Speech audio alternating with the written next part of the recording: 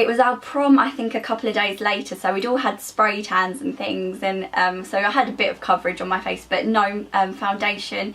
And my last day of school, managed to go to school with no foundation or anything, which was such like a happy moment for me, like a real milestone, which sounds probably pathetic to some people, but honestly that's how much it kind of affected me. Over the next kind of 6 months they came back gradually. I was prescribed another 6 months course, which can happen to some people on Roaccutane, and then this really did help clear them up after that 6-month course. I still get spots now, they haven't completely gone, and obviously because they were so bad I've been left with scarring and a few marks. I haven't got massive like pothole marks on my face, but I do have some kind of scars and things from it. So it wasn't like a magical miracle cure and I have like pure clear skin, but it really got rid of those bad ones from coming back. So yeah, I'd finally stopped taking them when I was maybe about 17 to 18 and was a bit more free of them, if that makes sense. So I am going to go on to talk about my skin from 18 up until now, so like the last 4 years, because I found a few things over the last 4 years that have really kind of helped with more, I'd call it maybe more like acne, teenage acne now. Like I do still get spots and I'm not a teenager anymore, but I do still have those teenage on the chin spots or around my nose, and I do get them on my cheeks sometimes as well. But even though those kind of teenage acne spots can be really, they can still be as kind of damaging to your self-esteem as actual cystic acne can be, but there are ways of dealing with it without having to take like antibiotics or anything like that. So I'm going to do a separate video on that because I found a few things, especially recently, that have really helped. So my next video after this is going to be on that. So hopefully you enjoy that one. I just do want to say that by watching that programme a few months ago, I found out that there are actually 5 or 6, however many different types of antibiotics that your GP can prescribe to you for acne. That can, one of them might be the one that gets rid of your spots, and they're a lot less kind of scary than Roaccutane. Obviously there's side effects with lots and lots, probably every kind of drug that you could possibly take. It's just weighing up whether the risk is worth more than the gain if it works, kind of thing. But if I'd have known about that at the time, I probably would have tried these different antibiotics first before going on to the Roaccutane, but that's kind of like with hindsight. But before I finish this video, I would like to talk to you a bit about how acne affects self-confidence and your self-esteem, like I just mentioned. Self-confidence and acne, this is probably the worst part of having acne, I guess, because if it didn't affect your self-confidence then it probably really wouldn't matter and people wouldn't want to cover up their skin. But it just so happens that when you're a teenager, you know, looks are important to you. Shallow as it might sound, there's not that many teenagers out there that don't care about how they look, because it affects you. It affects you in school, it affects you with your friends, and it shouldn't, but it does. And it's hard. I just kind of wanted to like cover my face, so as much as it looks bad, I kind of maybe used my hair as a like security blanket, and it kind of covered up my cheeks a little bit, I guess. So I kind of used to do that for a while.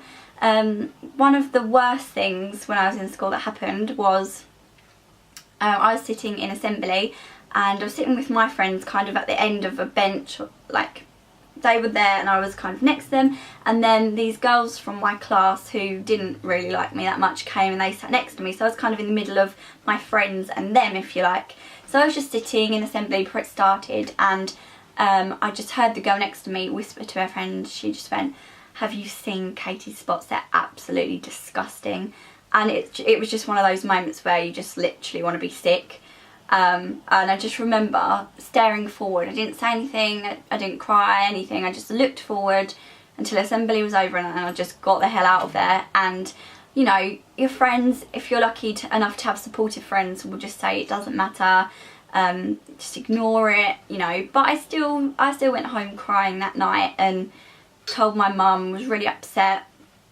And it hurts a lot, you know. It's something that you don't forget. You get over it, definitely. Like, it doesn't bother me anymore, because with hindsight you can look back and you can kind of also see those girls for what they are now, and sometimes you can sit and just have a laugh to yourself about how you turned out and they turned out maybe, but it's very hard to say that to your kind of 15-16-year-old self. Yeah, it was hard. I mean, when I went home that night and I was crying and upset, all I wanted to do was turn back the time, and when she said it, you know, turn around and say something really like sharp-witted and, you know, something back to her that would make her shut up. But, you know, I wasn't that kind of girl. I'm probably still not. I wouldn't say I was shy, but I wasn't, you know, over the top and really confident. So instead of turning around and saying something to her which might have made her stop talking about me, I didn't say anything. But that's, you know, that happens a lot of the time. Oh, I wish I'd said this, I wish I'd said that. But if I could give you advice from, you know, give advice to my younger self, I guess, and anyone out there that it sounds like you're going through something similar, if my story sounds anything like yours, then I just want to tell you that it does get better. There are things out there that you can do, maybe not even go down the Accutane route, but lots of things you can do to clear up your bad skin. And I think maybe it's about starting to like yourself for who you are, not what your skin looks like. I'm not going to lie, I still wear makeup every day because it makes me feel more confident, and I don't personally think that's a terrible thing.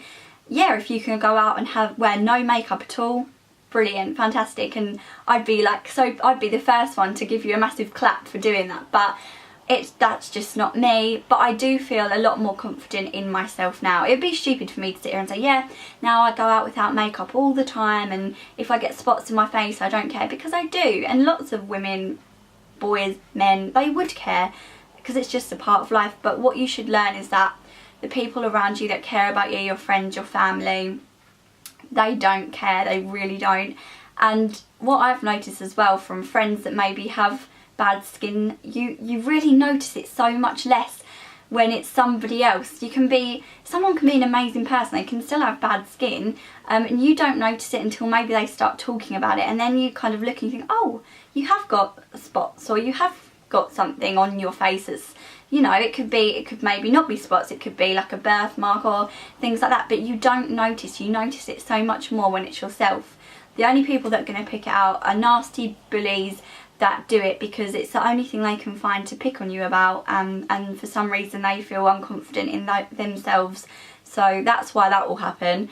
But you grow up, you learn not to let things like that bother you, and as you get older, honestly, it won't affect you so much. If it does affect you, then you really do need to talk to someone about it, because you might feel stupid, you might think to yourself, well, it's only spots, why would anyone think I'd be this upset about it? But believe me, I know how much it can upset you. So, you know, talk to a parent, talk to a friend, somebody that you trust.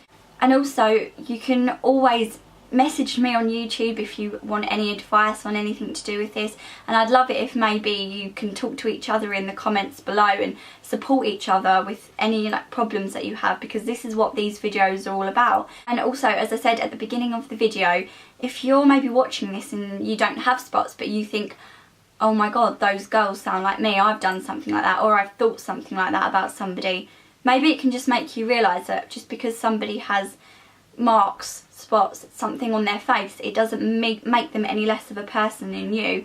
And maybe you could just go and say sorry to them, or if you've thought something about someone bad, or you don't talk to them in school because you think they're different to you, smile at them, say hello, ask them how they are, be a genuinely nice person. It's such a big part of school culture to kind of all want to be the same, and everyone, you want to be the perfect one, and the people that are different, they always get left out. But include those people, because they're the people that are going to perhaps grow up to be amazing people. They could be amazing friends to you one day, and one day their skin's going to clear up, and you know, how do you know that you've not missed out on having a great friend just because you didn't want to be friends with someone in school that had bad skin? You know, we're all human, we all think things and make snap judgments on people by the way that they look. That's not necessarily a bad thing, it's just human nature, but it doesn't have to be like that if you kind of take a second to think, hang on a minute, I shouldn't be that judgmental of someone. So I just wanted to kind of put that out there as well, that if it can help people to realise that just because certain people have bad skin doesn't make them any different to you. You know, that was something I wanted to address as well. So yeah, make sure, like I said, you can leave me any messages. I'll try and get back to as many people as possible, and I'll try and get back to everyone that leaves a question in the comments box below as well, because like I said, if I can help any of you guys who are going through the things that I went through, you know, I've suffered with spots for over 11 years now, so I know what I'm talking about and I know how it can make you feel. So yeah, if you want to ask me any questions, then please feel free, and look out for my spot zapper video that's coming out next, that's going to include some things that have really helped to keep my skin under control over the last few years.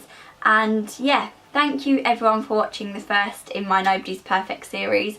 I hope you enjoyed it, and I'll be back with another video soon. Thanks for